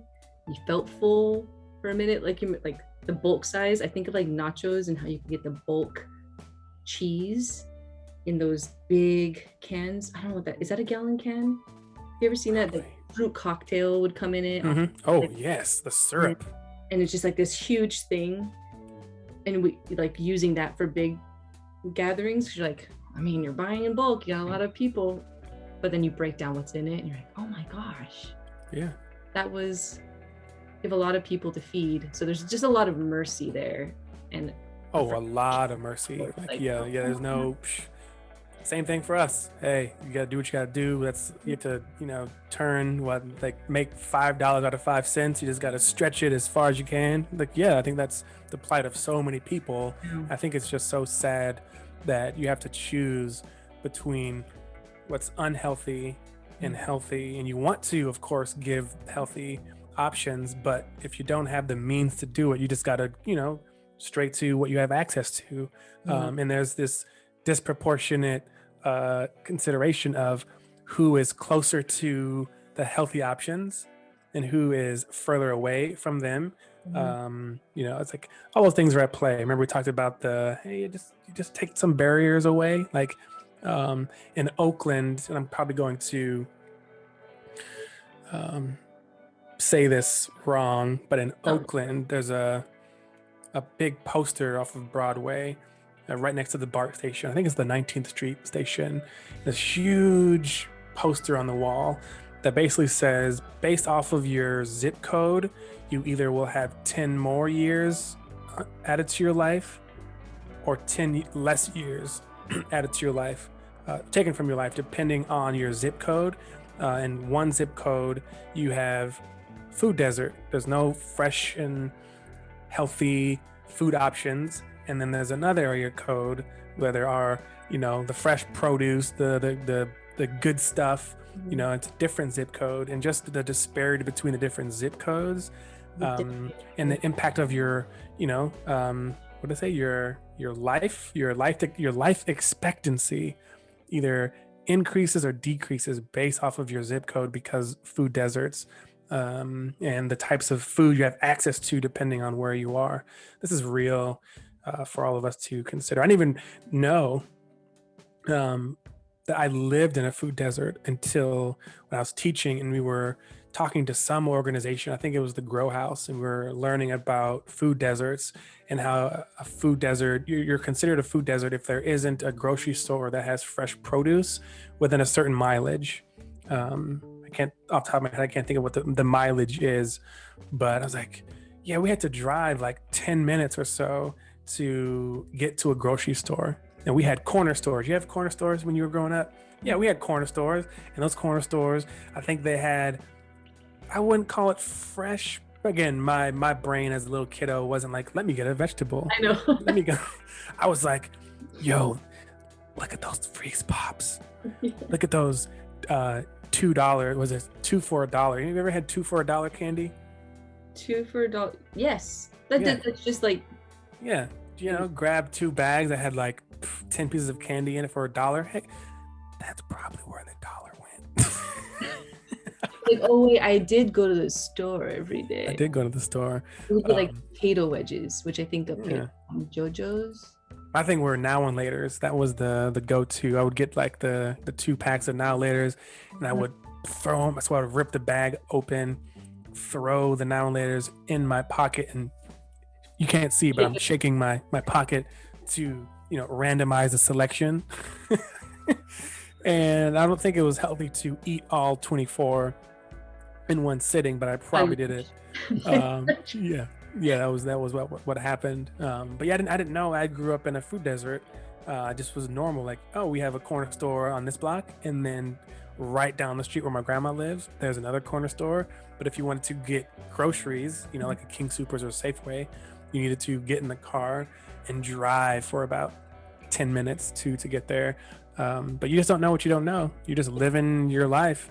And then when people kind of share some stuff like, hey, this is what's happening, like, oh, yeah, I didn't know. Yeah. I didn't know. And I think a lot of people just don't know, but because they're just trying to survive, trying to live paycheck to paycheck. And so that's a reality that, I'm aware of and have always been mindful of. So thank you for that reminder of, yes, if you have to make those choices, there's mercy. Because that's a lot of us are in that boat, have been in that boat. And you can't be like, you're sending your kid to school with Lunchables. You should put some broccoli or some carrots or some whatever. It's like, yo, bruh. My younger self would have been so jealous. I would have been like, you have a childhood charcuterie board compared to my you have a charcuterie board in your lunchbox. Charcuterie. I couldn't even say that word till very recently. No, yeah, that just, me saying that was not in correction to whatever you said. Oh, I think you froze. Raise your hand when you can hear me. I'm back. It's funny, I'm like talking, I'm like, wow, Adrian Michael is so still. Like, almost as if he's frozen. And then immediately. Is it better now? Can you hear me? Yes. But no, I was saying is, you have a lunchbox? Dang, that's cool. We had them grocery bags, when you buy groceries and you stick them all in the same bag, and then you're gonna create whatever sack lunch. You put it in a grocery bag. plastic bag. Yeah. Whichever one. That made me think of like my brother used to put his change in a sock, and one of the neighborhoods, we moved a lot, but one of the neighborhoods we lived in, there was a market across the street called Waia'u stop, and I just have this reel of us going there and him when it's time to pay for our airheads and he would whip the sock onto the counter. So curious what these adults thought of us as kids watching us, and we lived in our imagination a lot. But yeah, the sock. Anyways. No, speaking of this portion of our conversation is sponsored by Stinky Sock. Stinky Sock. Ooh, what kind of socks am I wearing? Oh, Nikkei. Dry fit. And I know this is like a no-no, but whatever. I like to be irreverent. Yeah. I'm mixing brands here. Hey, it's okay. I think, my generation would call those flip-flops. The current generation calls them slides. I remember I had a Fila pair. Adidas was like the one you wanted, but we didn't get those, so I got a Fila one and I'd wear it. Oh, I wear it all the time. But my toes are really long and they were a little too small, and I would catch myself in class kind of, what's the word? Clawing, kind of like a dinosaur bird, a pterodactyl. And I wouldn't become conscious of it until a friend would be like, your toes. I'm like, oh my gosh, I'm doing it. I'm doing the thing I told myself not to do in public. So let's do a little bit of futuring here. Are you ready for it? Okay. So I told you back in my day, those were called flip-flops. Yeah. Today they're called slides. In, I don't know, next year, 5 to 10, whatever. What are they going to be called? They're going to be called put-ons. Yo, if we were in a radio station or a setup where we had like the little sound mixer thing, like shh, yes. And not Beautiful. like put-ons, but like put-ons. Put-ons. Yeah. I was drawing a blank. That's great. You heard it here, people. Those are called put-ons. You all put on. Those are nice put-ons. Honestly, I really like my put-ons. These are new put-ons. Those are some news put-ons. I might start calling them that just to see. You should. That's how language happens. You just start saying it, people pick it up, and they're like, "Yo, what are those? Those are put-ons." What? I want a pair of put-ons. You're like, yeah. A pair? What? They're wearing the same ones as you. And you're like, no, those are slides, but these are put-ons. Yeah, those are slides. No, like, oh, okay. For so long, I was like, what's a slide? You mean flip-flops? No, put-ons.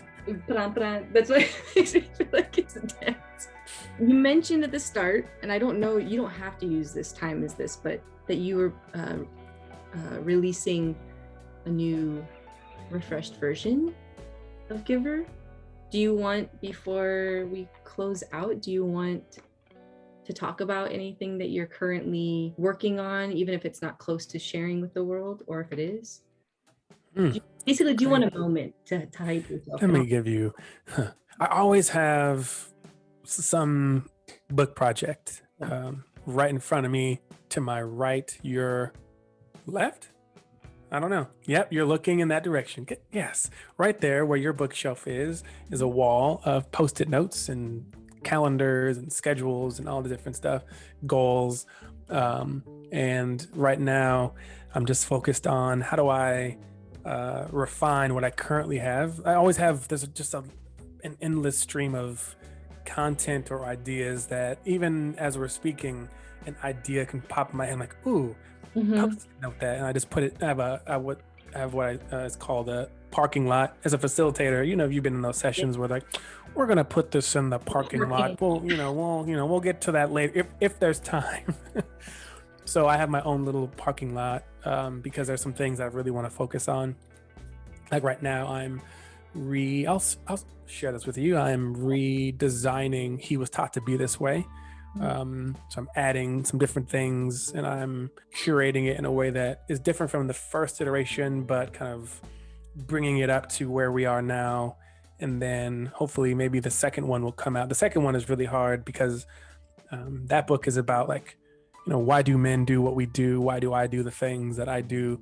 And you just can't put it together and just say, all right, it's ready to go. It takes some soul work, some soul searching, some conversation. And so a lot of people will be like, yo, I'm glad you came out with 2 more books, but what about He Was Taught to Be This Way too? When is that coming? Like, it's coming. I just, I'm ready. I had to be there because it isn't just one of those. I think this is this is some important stuff. So that's in the hopper, and then I want to round out the Giver and Love Language series with another on both ends, so I can finish those and then move on to whatever is coming. I mean, I have a whole bunch of books that are like 50% done, 60% done. It's and as an artist, it's like, is it ready? Yeah. Is the world ready? Am I ready? Is it the right time? Will it be received? Is there some more that needs to happen before I put it out for it to, do what it needs to do? So a lot of that happens on top of wanting to create some virtual experiences that I'm slowly, putting together. Mm-hmm. It's a lot. And I meant that, but not like it's a lot. It's a lot. A question I'll ask to you. Oh, okay. When you're in a car, mm-hmm. Why is it called a parking lot? Why do you park your car? Why do I park my car? Yeah, literally, not just like why is it stopped, but why is it called parking lot or like park your car? Because isn't a park a place where there's trees and playgrounds? Is it weird that I needed you to say parking lot clips for me to realize that it was used differently? Like, I asked my wife this question yesterday. We were in the car. We dropped off Marley. It's like, why is it called park? Like, are we in a park? Which came first, the park or the park?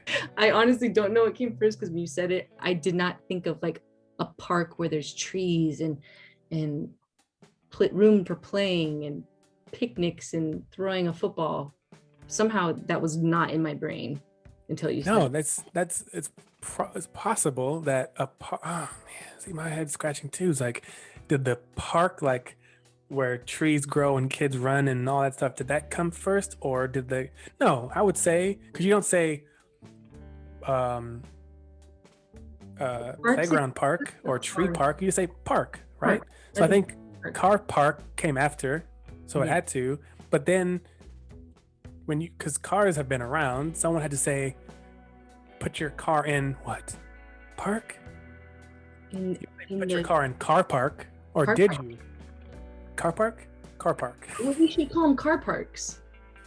The garage, I get car park. I get that. Right? Because a car park is a Peter Piper picked up pimples. Well, I'm imagining like I promise there's a reason for this. This feels weird without the explanation.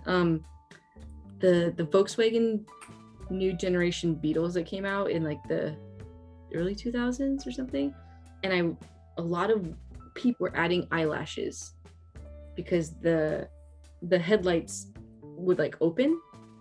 Make sense? Like they weren't just open all the time. When you turn on the headlights, there would be like almost like an eyelid. And a lot of people were putting eyelashes on those cars. I remember thinking, I've seen those, yeah. Everything looked like a cartoon. And because I exist in my daydreams, then you start to think like, it's funny, all these cars have personalities. I mean, they've made animated movies off of it. What are they called? I don't remember. So when you say car park, that makes me chuckle inside. Like it's calling a parking lot, because I'm just imagining all these like little kids in the form of vehicles just like waiting. Like some of them are like cooler and sexier than others. Some of them are like pretty beat up, but just like, and then their person shows up and hops in. They're like, sorry, that really didn't need to be recorded. That was just following my train. Yeah. What do you think? So using your analogy. Okay. Oh, it's very weak, so I'm in a little. No, this is great. What sound, what cheer, what chant does a car make when their person Oh. opens the door and they're about to leave the car park? Because you're maybe excited. I don't know. What sound? Ding, ding, ding, ding. That's mainly when you put the key in, the door's still open. I was trying to. Yeah, what? No, literally, because if you're in there, you're kicking it with other cars and you are, you're animated. What sound do you make when you're about to head out? You're like, all right, guys, I'm out. Peace. Mine is like a really weird, like, okay, guys, bye. Bye, guys. And then, Yeah. It could be like, what is his name? Napoleon Dynamite. Finally, gosh. and, like the kickback out of the exhaust, like the kid who farts or toots on their way out. And you're like, oh my gosh, that's the kid who drank eggnog. That's the eggnog car. This is the best part, by the way. This needs to be included in our 3-hour discussion. My car be like, all right then. And I'm like, all right, y'all, peace. But it's got to be the head nod. You got to be like, yeah, and dip out. so It's always funny, like a cultural thing. like, There's some people who will, you see them, they'll do the down versus down. But even but before the masks, whenever I get the downward, I'm like, do I return it with the? You really can't like catch it. It's kind of like are you hiccuping?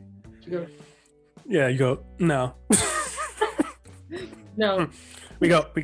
It's like Or you have to double it to bring them up. What if if I am approaching and I go this and you go, and then I do this again, you're like really? Like bring it up. When I was well, actually, let me say this first because I want this on here. Thank you so much. It was so good to meet you. You as well. I feel like I knew you feel very familiar, and I mean that as a compliment. So whatever work that you do on yourself and with your family and with your community, it translates so that when you meet a new person, you feel familiar in a good way. But I also got a little nervous beforehand. I had to keep telling myself, I'm like, it's familiar. So hopefully it felt at ease. I love your words, and I like the way that you cast them out into the world. It feels very intentional. So if it's not, good on you. But if it is, it's landing well. Because I was like, I'm not sure how I'm going to end this. So I thought we could do we could catch it up. But I think it's helpful, or could be helpful, to share some gratitude. I'm grateful for the chance to connect. I know for so long it feels like it's been forever of us trying to connect and communicate, because I think there's a shared understanding and appreciation for the work that we put out. In particular, I truly cherish the things that you do, and you make it seem so easy, so heartfelt. Even on the home lunch with you, it felt like using your language at home. It really felt like talking to a good friend you grew up with. And I think that speaks to who you are and how you show up in the world. And I guarantee it. I'm not even making this up. I'm pretty sure 99% of the people that know you or want to know you feel loved and appreciated, because that's just how you roll and how you show up and what you put out and emit into the world. And so the questions that you ask, the back and forth that we're able to do, I feel a tremendous honor, because I am wait for it. Hold on. You can edit this part out. I'm going to leave it.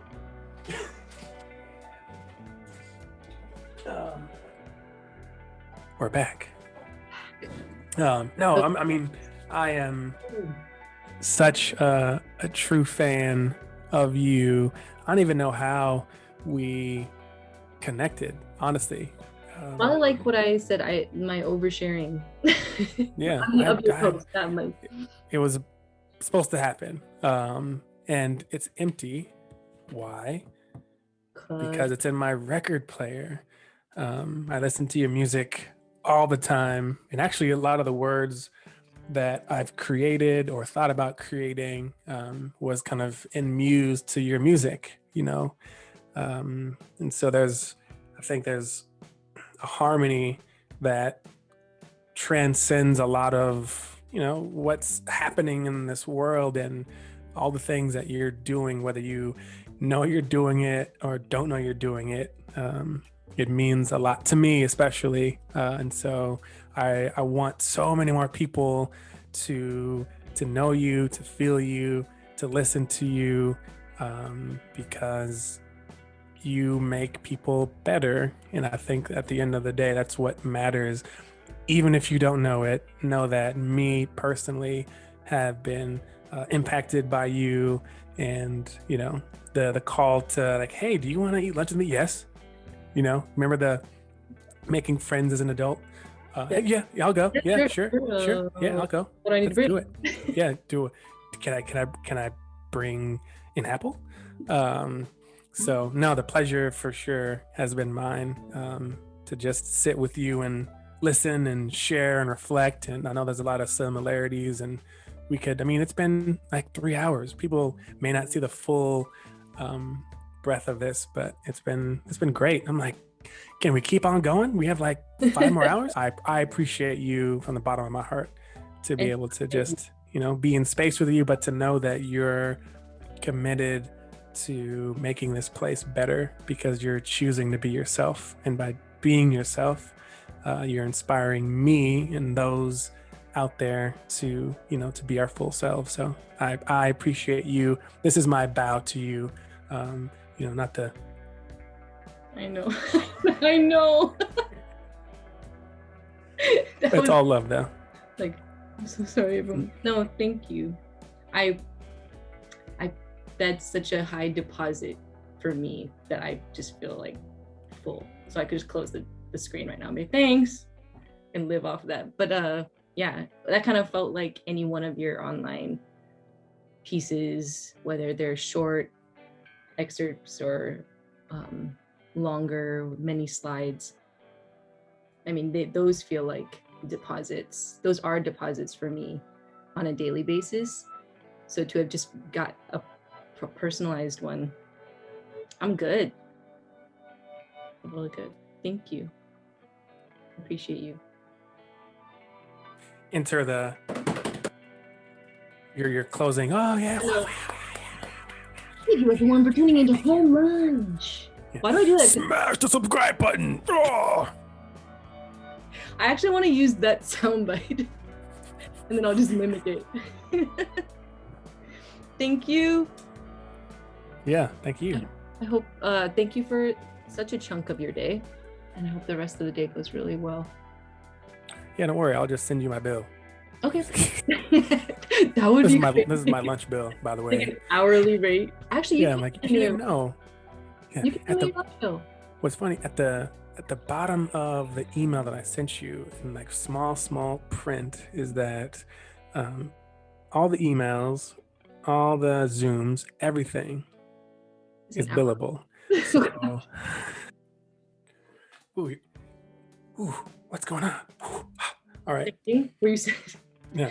So there's sticky notes. See, I told you, sticky notes, sticky notes, like all these sticky notes. Hey, who's that? Wait, hold on. Hello. But here's the master wall right there. Nice. Yeah.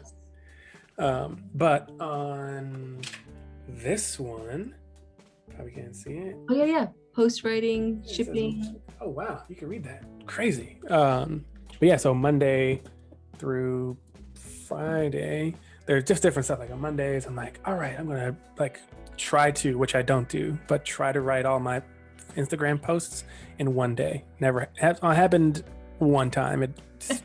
But it's the goal. You're like, it's the goal. Yeah, that's the goal. Yeah, this is cool. Thank you so much. We should do this ASMR. Next time we talk, you should be like, yo, so I'm eating. Yes. Air. And it sounds like. All right. This is not goodbye. This is see you later. Thanks again. I feel like the way you said that was so kind. He was like, okay. Yeah, thanks. It's not. Goodbye. To see you later. Okay. Okay. You got it. Thank you, though. Thank you. I'll see you soon. No, of course. Yeah, I'm extremely grateful. This is great. I appreciate you. Hopefully you can. I appreciate you. I'm hoping you can stand up because you've been sitting for a long time. Yes, my back hurts. Okay.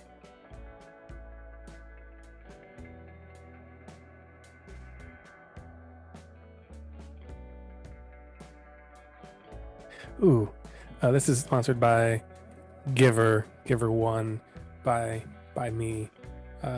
Check out the playlist. Yes. And sponsored by this backwards. Oh, nope, that's great.